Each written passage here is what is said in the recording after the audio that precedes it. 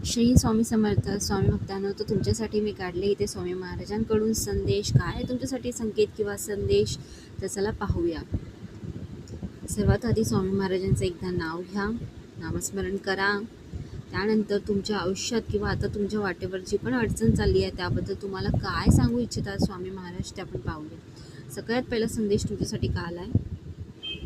आलस हमारा शत्रु है, निर्बल ना बने, दिनचर्या बदलने की कोशिश करे, आलस सब कुछ बिगाड़ रहा है, वक्त बर्बाद कर रहा है. तर तुम्हाला सगळ्यात पहिले संकेत हे देण्यात आले की तुम्ही आळशी खूप झालेला आहात आणि आळसमुळे तुमचं खूप नुकसान झालं आहे आणि तो नुकसान तुम्हाला जाणवतो सुद्धा. तुम्हाला माहिती आहे सुद्धा की हो नुकसान होतं आहे, पण तुमची ना ती जी गती झाली आहे ना ती खूप कमी झाली. म्हणजे रोज तुम्ही उठता, तुमची रोज इच्छा होते सकाळी लवकर उठावं, रोज तुमची इच्छा होती की आजपासून काहीतरी सुरू करावं, पण तुम्ही उद्यावर ढकलता आणि उद्यावर ढकलता आणि तो उद्या कधी येतच नाही. यामुळे तुमचं जे कार्य आहे ते तुम्ही सिद्ध करू शकत नाही आहे आणि त्यामुळे काय होणार, म्हणजे बर्बादला मराठीत जर मी म्हणेन तर सगळं संपेन, सगळं बिघडेन, सगळं समाप्त, म्हणजे एक म्हणतात ना की उद्ध्वस्त होईल सगळं.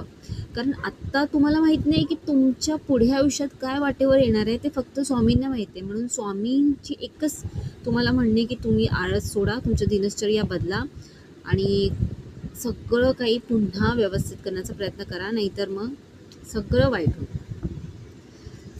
दूसरा संदेश तुमच्यासाठी आहे, अपने गोल पर ध्यान दो, सेल्फ लव करो, प्लॅनिंग करो, गुरु की हेल्प लो, अपनी प्लॅनिंग किसी से शेअर मत करो.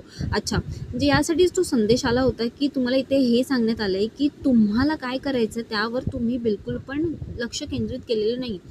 तुम्ही रोज देवाकडे प्रार्थना करता, देवा मला हे हवं आहे, मला हे हवं आहे, मला हे हवं आहे, पण त्यासाठी तुम्ही प्रयत्न करणं सोडले आणि त्यामुळे स्वामी महाराजांनी तुम्हाला या व्हिडिओच्या माध्यमातून संकेत दिला की प्रयत्न करा, तुमच्या गुरुकडे जा, त्यांची हेल्प घ्या आणि प्रयत्न करा आणि खूप काही प्लॅन करा. फक्त प्लॅनिंग्स कोणाला शेअर करू नका, कारण तुम्ही लोकांना शेअर करता आणि मग तुमचं काम बनत नाही, कारण लोकांच्या नजरा लागतात आणि तुम्हाला असं वाटतं की तुमच्यासाठी तुमच्या नशिबात काहीच चांगलं नाही, पण तुमच्या नशिबात सगळं काही आहे, फक्त तुम्हाला एक प्लॅनिंगची गरज आहे. ओके, कळतं आहे तुम्हाला?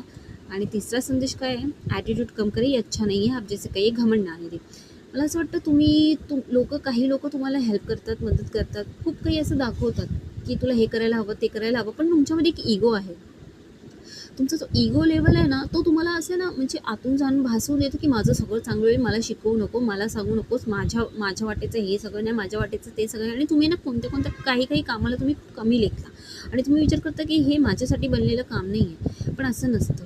वेळ आल्यावर आपल्याला सगळं काही करावं लागतं. आपल्याला मोठं व्हायचं आहे, पण त्याआधी आपल्याला छोटं राहिल्यावरच आपल्याला कळेल नाही की मोठं होण्याची आनंद, म्हणजे एक म्हणतात ना, दुःख भोगल्याशिवाय सुखाचा काहीच महत्त्व नाही आहे. त्याच गोष्टी आहेत.